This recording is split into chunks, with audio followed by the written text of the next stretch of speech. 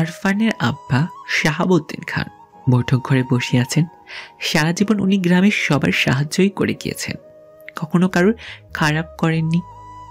মানুষজন ওনাকে দেখলেই ভক্তি ভরে তাকায়, সম্মানের সহিত কথা বলে। এটাই ওনাকে অনেক শান্তি দেয়।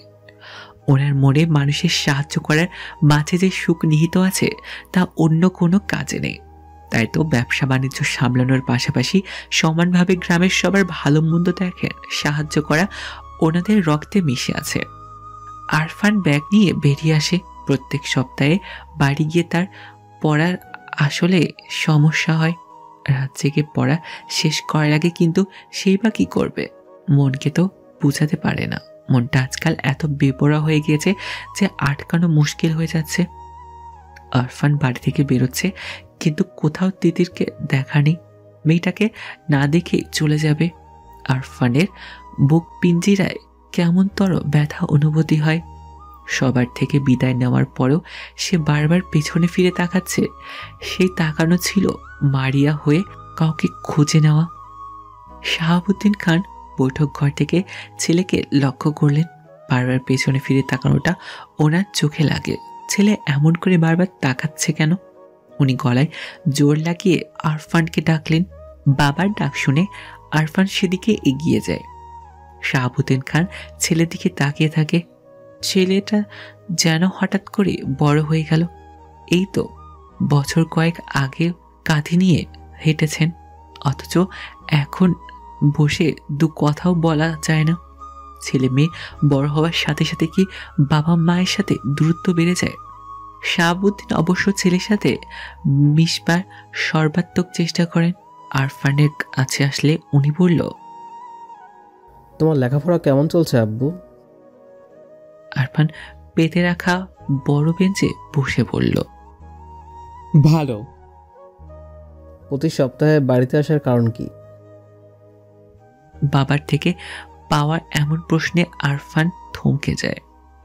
যত সত্য উত্তর ভুলে যায়। মিথ্যা সাজিয়ে বলল, বাড়িতে আসলে ভালো লাগে, মন ফ্রেশ থাকে। বাড়িতে আসার চেয়ে লেখাপড়ায় মনোযোগ দেওয়া বেশি জরুরি না? জি। আমি চাই তুমি ভালো ডাক্তার হও আর আমাদের গ্রামের হসপিটালে বসো। জি আব্বা। আচ্ছা যাও, বাড়িতে কম আসলেই ভালো হবে। আরফান হেঁটে বাগান পেরিয়ে যায়। গেটের কাছে গিয়ে চোখ পাকিয়ে নিনিয়ার দিকে তাকায়। সে আসলে এই মেয়েকে বুঝাতে পারে না। আজব মেয়ে, এত ছোট, অথচ আরফানের ধারণা এই মেয়ে হাড়ে হাড়ে শয়তানি। এই যে এখন পথে দাঁড়িয়ে হাসি মুখে তার জন্য দাঁড়িয়ে আছে, এসব কেন করে? আরফান বেশ বুঝে, নিজে যেমন আরেকজনের জন্য চাতক পাখির মতো অপেক্ষা করে, তাকে দেখার জন্য ব্যাকুল হয়। নিনিয়ার মাঝেও সে এসব দেখতে পায়। আরফান বিরক্ত। দাদির আদরে নাতনি বলে কিছু বলতে পারে না। সে হেঁটে চলে যায়। নিনিয়াও তার পায়ের সাথে পা মিলিয়ে হাঁটে। আরফান না বুঝার ভান করে বলল, কই যাবি? নিনিয়ার সামনের দিকে তাকিয়ে হেসে বলল, কোথাও না। বাড়ি যা। নিনিয়া হেসে চলে যায়।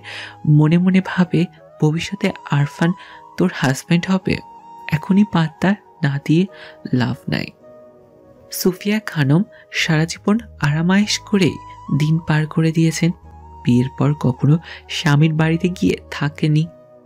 বাবার বাড়িতেই রাজরানীর মতো জীবন কাটিয়েছেন। তার মায়ের উপর কথা বলার সান্নিধ্য কারণে উনি যেমন বলবে তেমনই হবে। দুই ভাইয়ের বউ কখনো শাশুড়ির উপর কথা বলেন না। বড় বোন হিসেবে দুই ভাই আর ভাইয়ের বউরা বেশ মান্য করে চলে। আজকাল ওনার মনে এক সুপ্ত বাসনা জন্মেছে। মেয়েকে দূরে বিয়ে দেওয়ার চেয়ে আপন মানুষের কাছে বিয়ে দিয়ে এই বাড়িতে রাখতে পারলে মন্দ হয় না। সুফিয়া খানম নিজের মতো পরিকল্পনা করে রাখছেন, সময় মতো তা বাস্তবায়ন করতে পিছপা হবেন না। তিথির প্রাইভেট পড়ে বাড়ি ফিরছিল, আনমনে গুনগুন করে গান গাইছে। হঠাৎ রাকিব নামের ছেলেটা তার পথ আটকায়। তিথি থতমত মুখে বলল, পথ আটকিয়েছিস কেন? তোকে কিছু বলার আছে। তিথি আন্দাজ করে নেয় রাকিব নামের ছেলেটা কি বলতে চায়। ক্লাসমেট হিসেবে এতদিন তিথি এতটুকু বুঝতে পেরেছে যে রাকিব আসলে তাকে পছন্দ করে। তিথির সাহস করে আঘাত পারছে না। তিথির কিছু কটু কথা বলার জন্য মুখ খুলবে, তখনই দেখে আরফান সিএনজি করে যাচ্ছে। রাস্তায় তিথি কোনো ছেলের সাথে কথা বলতে দেখে তার ভ্রু কুঁচকে যায়। আরফান দেখে তিথি তার মুখে কথা টুক করে গিলে নেয়। কটু কথা বলার পরিবর্তে মুখ ফুটে ওঠে হাসি, মিষ্টি হাসি। চোখের তারায় খেলেছে একরাশ পরিমাণ উচ্ছ্বাস। আরফান হাত মুষ্টিবদ্ধ হয় চলন্ত গাড়ি থেকে তিতির দিকে স্থির দৃষ্টিতে তাকিয়ে থাকে। তিতিরের পাশ দিয়ে শোষ করে গতিতে গাড়িটা চলে যায়। যাওয়ার পর তিতির রাকিবকে বলল, শোন, তুই যা ভাবিস তা ভুলে যা। আমার ভাইয়া শুনলে তো হাত পা ভেঙেই দেবে। হাত পা ভাঙবে কেন? আমরা কি ফেলানো নাকি? তোদের সাথে আত্মীয়তা করার অহম আমাদের আছে? তা হয়তো আছে, কিন্তু আরফান ভাইকে চিনিস? ওনার মার সামলানোর ক্ষমতা নেই। তুই ওনার ভয়ে প্রেম করবি না? তিতির অন্যমনস্ক হয়ে ভাবে, তাই তো, উনি কে যে ওনাকে ভয় করে চলতে হবে? তার যেভাবে ইচ্ছে সেভাবে চলবে। কিন্তু পরক্ষণেই মনে পড়ে আরফান ভাই জানতে পারলে তাকে ভয়ানক সব শাস্তি দেবে। কিছুক্ষণ আগে যেটুকু দেখাইছে তাতেই অবস্থা বেগতিক হবে। তিতির আর কিছু না বলে হনন করে বাড়ির উদ্দেশ্যে চলে যায়। বাড়িতে যাওয়ার পরে তিতির ঘুমিয়ে যায়। আরফান বাড়িতে নেই, মানে বিন্দাস জীবন। এই সন্ধ্যায় কুম্ভকর্ণের মতো ঘুমায়। আরাম ঘুমানোর এক ফাঁকে তার মনে হলো কেউ তার রুমে ঢুকছে। বিছানার পাশে দাঁড়িয়ে আছে। তিতির চোখ খুলে দেখায় বিছানার পাশে আরফানকে দাঁড়িয়ে থাকতে দেখে সে লাফিয়ে ওঠে, ঝটপট বলল, আপনি জাননি? আরফান শান্ত চোখে তার দিকে তাকিয়ে আছে, দু হাতে বুকে মুড়ে রেখেছে। সে বলল, না। তিতির ভাবছে আরফান আজকে যা দেখছে আবার ঢাকা থেকে বাড়ি আসতে আসতে সব ভুলে যাবে। কিন্তু এই বান্দা যে আজকেই ফিরে এসেছে, কিন্তু কেন? তিতির ভ্রুকুচকে বলল, কেন? আরফান নিচে রাখা কাপড়গুলো তিতির বিছানায় রেখে বলল, এই কাপড়গুলো ধুয়ে দে। তিতি স্তব্ধ হয়ে এতগুলো কাপড়ের দিকে তাকিয়ে আছে। আমাকে নিয়ে কাপড় ধোয়ানোর জন্য আপনি ফিরে এসেছেন? ধুয়ে দিবি কিনা বল। না, জীবনেও না। আমি কি আপনার চাকর নাকি? আরফান বিছানায় বসে বলল, না, তুই আমার চাকর না, কিন্তু না ধুয়ে দিলে চাচ্চুর কাছে এমন প্যাঁচ লাগাবো যে তোর বাড়ি থেকে বের হওয়া বন্ধ হয়ে যাবে। রাস্তায় ছেলেদের সাথে কথা বলা না। তিতি থতমত মুখে ওনার দিকে তাকিয়ে আছে। আরফান যে এমন হুমকি দেবে তা জানাই ছিল। এতগুলো কাপড়ের দিয়ে তাকিয়ে তিতির বলল, কাপড় ধুয়ে দিলে? কিচ্ছু বলবো না। তিতি থতমত মুখে কাপড় হাতে তুলে নেয়। জীবনে অশান্তির আনার জন্য এই একজনই যথেষ্ট। আরফানের দিকে রক্তচক্ষু নিক্ষেপ করে চলে যায়। আরফান তিতিরের বিছানায় শুয়ে পড়ে, ছাদের দিকে দৃষ্টি নিবৃত করে বলে, আমাকে ছাড়া অন্য কারোর সাথে কথা বলতে দেখলেও আমার সহ্য হয় না মেয়ে। আর তুমি কিনা হেসে হেসে কথা বলার সাহস করো। তুমি নিজেও জানো না আমি কত উন্মাদ হতে পারি। কত বছর ধরে সযত্নে লালন করা ভালোবাসা জমিয়ে রেখেছি কার জন্য। আমি যেমন পাগল হয়েছি তোমাকেও এমন পাগল বানাবো। তিতিরটা এত বোকা, একটুও বোঝে না। জানালার গ্রিলে মাথা ঠেকিয়ে দূরে গাছপালার দিকে বেখেয়ালি দৃষ্টি মেলে মারিয়া তাকিয়ে আছে। সে গাছপালা দেখছে নাকি কি দেখছে তা ওর দৃষ্টি দেখে বোধগম্য হচ্ছে না। কেননা তার চোখের ভাষা যে বড়ই শূন্য, মুখে আকাশ পরিমাণ ব্যর্থতার ছাপ স্পষ্ট। না পাওয়ার হাহাকার হৃদয় দগ্ধ। দুটো হলুদ পাখি একটা ডালে বসে আছে। একটা পাখি আরেকটা পাখির কাছে ঠোঁট নিয়ে কিচিরমিচির করাতে পাখিটা উড়ে যায়, সাথে পাখিটারও পিছু পিছু যায়।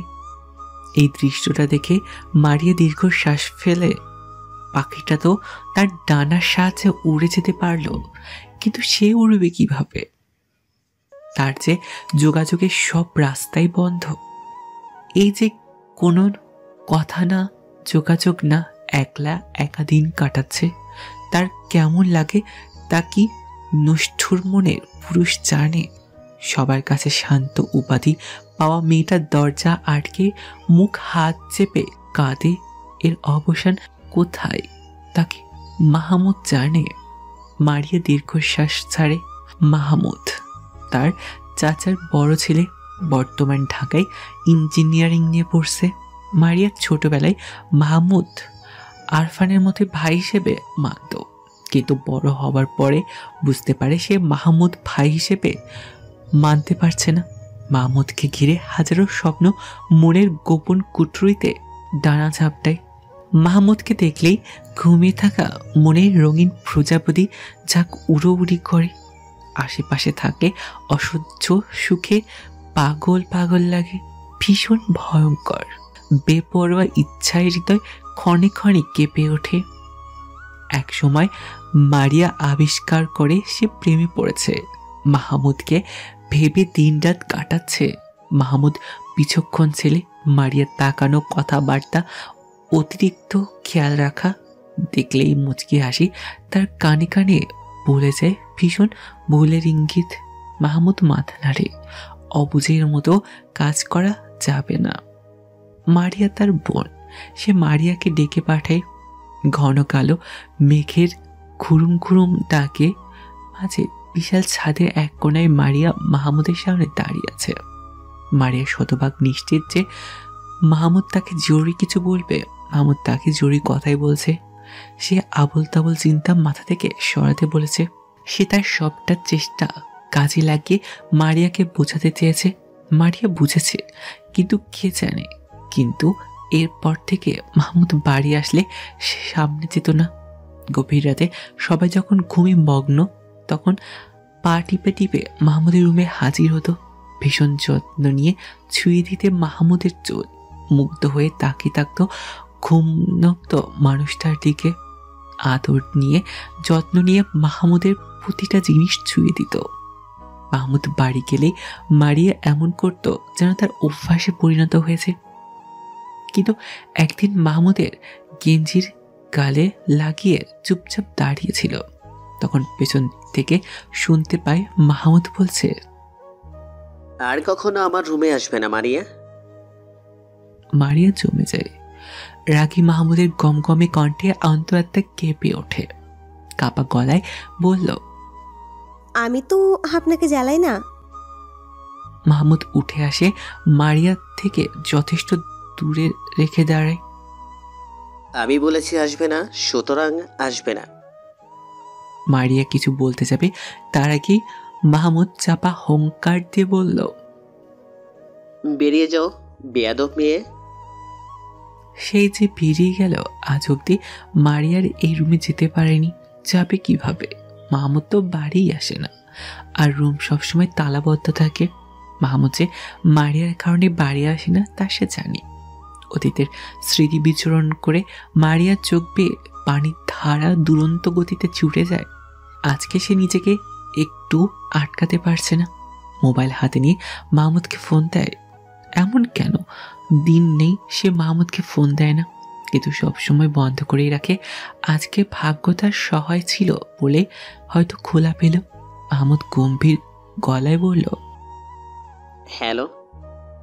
মারিয়া মনোযোগ দিয়ে মাহমুদের কণ্ঠ কথাগুলো নিজের বুক পিঞ্জিরায় গেঁথে নিল।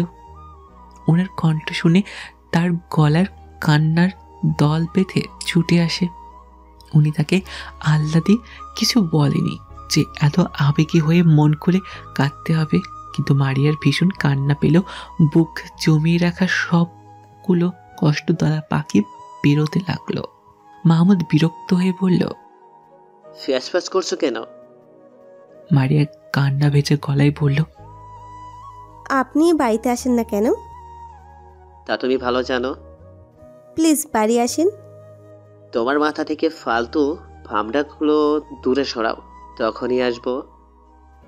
মারিয়ার কান্না ভেজে গলায় ফিস ফিস করে বলল, পাচ্ছি না তো, ভীষণ কষ্ট হয়।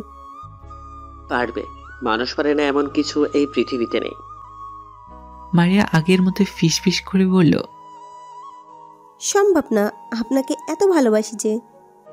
মারিয়ার কথা অসম্পূর্ণ থাকতেই মোবাইলের সংযোগ বিচ্ছিন্ন হয়। সংযোগ বিচ্ছিন্ন হওয়ার টুটটুট আওয়াজের সাথে মারিয়ার বুকটাও ভেঙে যায়। তিথির আজকাল খেয়াল করছে আরফান তাকে বেশ গুরুত্ব দেয়।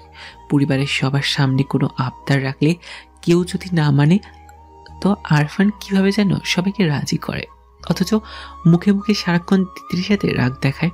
আজকাল আরফানের তাকানোটা তিতিরের বুকে লাগে। সব ছেলে কি এমন করে তাকায়, নাকি একমাত্র আরফানই তার দিকে এমন করে মায়া ভরা চোখে তাকায়? কলেজ যাওয়ার পরে বান্ধবীরা আরফানের ফোন নাম্বারের জন্য ধরেছে। যেভাবে হোক আরফানের সাথে কথা বলতে হবে। তিতির বলল, উনি এত রাগী, ওনার সাথে কথা বলে কি করবি? রাগী? তাতে কি, তুই জানিস না রাগী ছেলেরা বউদের বেশি ভালোবাসে। আমার সাথে সেট করে দে না দোস্ত, আমি শুধু ওনাকেই চাই।